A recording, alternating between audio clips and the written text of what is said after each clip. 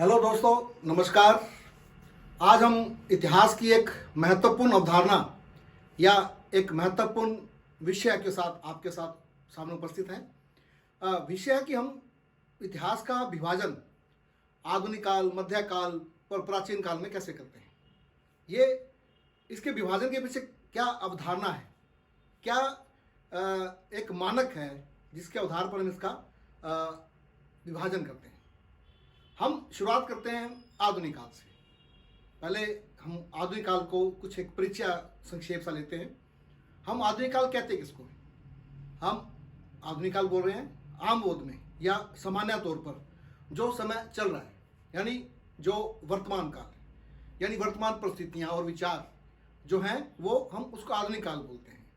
चलो हम थोड़ा इसी को देखते हैं कि आधुनिक काल जो वर्तमान में चल रहा है या जो वर्तमान की परिस्थितियां हैं वो क्या है। हम क्या देख रहे हैं कि हमारे चारों ओर जो देश हैं, राष्ट्र हैं, उनके बीच में सीमाएं हैं, उनके युद्ध करने के तरीके हैं। आज के आर्थिक विकास है, उसके अंदर क्या है हम देखें, सड़कें, उद्योग, शेयर बाजार, बैंक, मुद्रा आदि आदि, यानी एक विशेष प्रकार का एक आर्थिक ढांचा जिसको हम पूंजीवाद बोल रहे हैं। अब इसके साथ साथ ही क्या है, एक विशेष प्रकार की राजनीतिक व्यवस्था।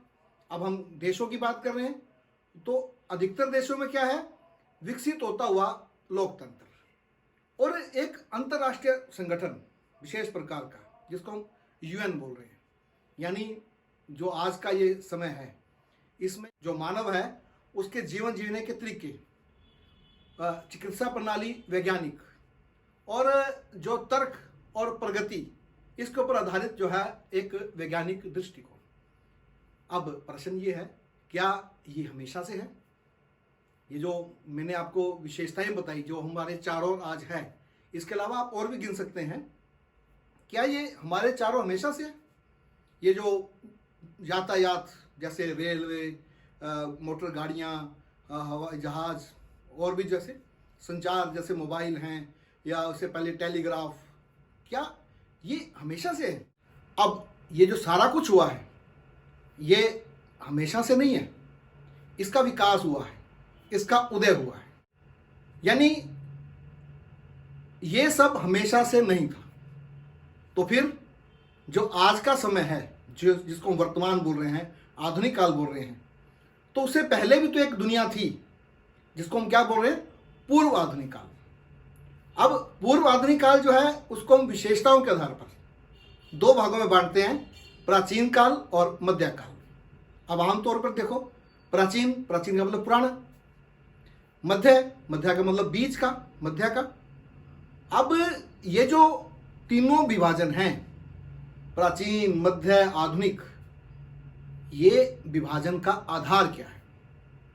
अब हम देखेंगे कि जिन राजनीतिक, सामाजिक, आर्थिक विशेषताओं की हमने बात की आधुनिक काल वर्तमान समय में जो चल रही हैं, अब इसी आधार पर हम समय का विभाजन करते हैं। आप इसको थोड़ा ऐसे समझें, हम जिस समाज में रह रहे हैं या जिस समाज में व्यवहार कर रहे हैं, उस समाज के अंदर हम विभिन्न आर्थिक, सामाजिक, सांस्कृतिक नियमों से बंधे हुए हैं जो हमारे व्यवहार को, हमारे एटीट्यूड को, जीवन जीने के तरीकों को, हमारी मनोदृष्टि को, हमारे विचारों को तय कर रहे हैं। हमने उसको चुना नहीं है, हमारे द्वारा जो है समाज के अंदर इसको प्राप्त किया गया है। इसे हम क्या कह रहे हैं, मानव की दुनिया, हम इसको विश्व कहते हैं। अब इसमें विभिन्न प्रकार के सामाजिक ढांचे जैसे विवाह और उससे प्राप्त रिश्ते, समुदाय के नियम, आर्थिक ढांचों में देखें तो जैसे उत्पादन के साधन व तरीके, विनिमय, मुद्रा, बैंक। अगर हम राजनीतिक ढांचों में देखें तो सरकार और उसके अधिकारी, सरकार के नियम और सरकार के कार्य। सांस्कृतिक ढांचों में देखें तो भाषा, धार्मिक विश्वास, रहन सहन, खान पान आदि आदि। अब ये जो सारी संरचनाएं हैं, जिनको हम कहा कि सामाजिक, आर्थिक और सांस्कृतिक जो संरचनाएं हैं, मानव इसमें रहता है, मानव इनमें व्यवहार करता है। इसको हम ऐसे देखते हैं कि हमारे चारों ओर एक तो प्राकृतिक दुनिया है जो प्रकृति ने बनाई है, और एक मानव द्वारा रचित दुनिया है। इसके अंदर जो संरचनाएं हैं, जो ढांचे हैं, ये धीरे धीरे बदलते रहते हैं, इनमें परिवर्तन होता रहता है। हाँ, हमें कभी कभी ऐसा लगता है कि जैसे ये जो परिवर्तन है ये किसी व्यक्ति के चेतन कार्य का परिणाम है, लेकिन हम थोड़ा गहराई से देखें तो हमारे जो चारों ओर जो भी प्रक्रियाएं हैं, जिनमें प्राकृतिक प्रक्रियाएं हैं, सामाजिक प्रक्रियाएं हैं, आर्थिक हैं, राजनीतिक हैं, सांस्कृतिक हैं, ये प्रक्रियाएं हमारे चारों ओर चलती रहती हैं। अब ये जो परिवर्तन है जो हमारे चारों ओर होते हैं, ये इन्हीं प्रक्रियाओं का परिणाम है। अब इनमें से काफ़ी को तो हमने पहचान लिया है, हम पहचान पाए हैं उनको, परंतु अभी भी बहुत सारी ऐसी प्रक्रियाएं हैं जिनको हम पहचान नहीं पाए हैं। हमारा उद्देश्य ही जो है वो मानव की भौतिक दुनिया को समझने का प्रयास करना है, उन परिस्थितियों को पहचानने की कोशिश करना है जिसमें मानव रहता है, और ये हमेशा एक जैसी नहीं रहती, बदलती रहती है। अब इसको समझने के लिए हम क्या कर रहे हैं, जो समय है या काल है उसको विभिन्न विशेषताओं के आधार पर हम उसको विभिन्न कालों में विभाजित करते हैं। अब ये जो समय है, काल है, जिनमें परिवर्तन के दौरान विभिन्न विशेषताएं उत्पन्न होती हैं, विशेषताएं पैदा होती हैं, हम उन विशेषताओं के आधार पर हम समय को अलग अलग भागों में विभाजित करते हैं। ये जो विशेषताएं हैं ये इसके अंदर विभिन्न प्रतिमान, मानक, व्यवहार, जीवन जीने के तरीके, ज्ञान की व्यवस्था, जिसके अंदर सामान्य बोध या जो नॉलेज का फ्रेमवर्क है वो सारा रहता है। मानव की जो ये बदलती हुई दुनिया है ये अलग अलग समय में विभिन्न विशेषताओं को धारण करती है, विभिन्न विशेषताओं को पैदा करती है। अब इन्हीं विशेषताओं के आधार पर जो इतिहासकार हैं वो इतिहास को विभिन्न कालों में विभाजित करते हैं। यह ध्यान रखना है कि हम इतिहास को प्राचीन, मध्य और आधुनिक काल में जो विभाजन है ये कैलेंडर के अनुसार नहीं है कि हमने कैलेंडर के अनुसार इसको विभाजित कर दिया कि इस सन से लेकर इस सन तक जो है ये मध्य काल या प्राचीन काल या आधुनिक काल, नहीं, हम विशेषताओं के आधार पर ऐसा करते हैं। अब ये जो काल हैं, प्राचीन काल, मध्य काल, आधुनिक काल, कई बार तो दो ही विभाजन रखते हैं हम, पूर्व आधुनिक काल और आधुनिक काल। अब हम आजकल एक और काल की बात कर रहे हैं, उत्तर आधुनिक काल।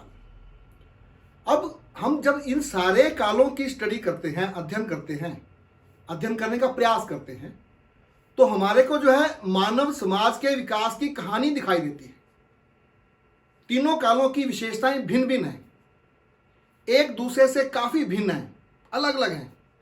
आजकल उत्तर आधुनिक काल की जो मैं बताया चर्चा हो रही है, यानी कि आधुनिक काल से अलग विशेषताओं वाला एक नया समाज उदय हो रहा है, जिसकी चर्चा हम कभी अलग से करेंगे। हम इन तीनों कालों की जो विशेषताएं हैं उसको हम इन बिंदुओं के अनुसार देखते हैं। इसमें पहला बिंदु है जैसे सामाजिक और राजनीतिक व्यवस्था। प्राचीन काल में क्या है, समाज कबीलाई समाज है, जो समानता है, लोकतंत्र है, वो कबीले के आधार पर है। जो समुदाय हैं गोत्रों से जुड़े हुए हैं, कोई देश नहीं है, समय कोई सीमा नहीं है। मध्यकाल सामंतवाद, राजतंत्र, यानी कि जब सामाजिक और राजनीतिक जो व्यवस्था है उसमें सामंतवाद का और राजतंत्र का बोलबाला है। राजा हैं, सामंत हैं, और अनेकों संख्या में राजा और सामंत हैं, यानी एक बहुकेंद्रीय और जो स्थानीय जो दशाएं हैं उसके आधार पर जो है मध्यकाल के अंदर एक सामाजिक और राजनीतिक व्यवस्था उभरी।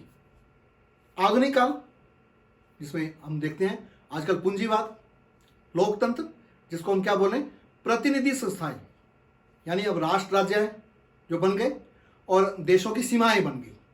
ये तीनों समय का सामाजिक और राजनीतिक व्यवस्था है। अगर हम निर्वाह और उत्पादन के साधनों को देखें या अर्थव्यवस्था को देखें तो प्राचीन काल में क्या है अर्थव्यवस्था, आखेटक संग्राहक, यानी शिकार करना है, भोजन इकट्ठा करना है, कुछ कुछ खेती भी है।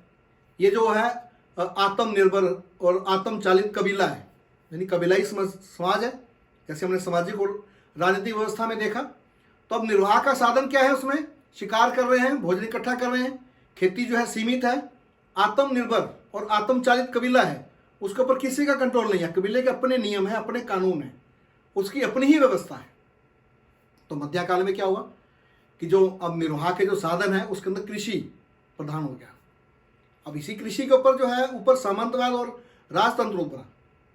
और जो फिर आधुनिक काल आया तो इसके अंदर क्या, उत्पादन के साधनों में जो है इंजन, उद्योग, एक केंद्रीय राष्ट्रीय व्यवस्था, वैश्वीकरण, पूरे विश्व का जो है एक एकीकरण, ये आधुनिक काल की विशेषता है। अब यातायात के साधनों में देखें तो प्राचीन काल में यातायात के साधन क्या है? पैदल चलना है। अब संदेश भी पैदल ही जाएगा तो संचार भी उसी लेवल का है। लेकिन मध्यकाल के अंदर बड़ी संख्या में पशुओं को पालतू बनाकर खेती के लिए या दूसरे साधनों के लिए जो है अब जो यातायात और संचार के साधन पशुओं के ऊपर निर्भर हो गए।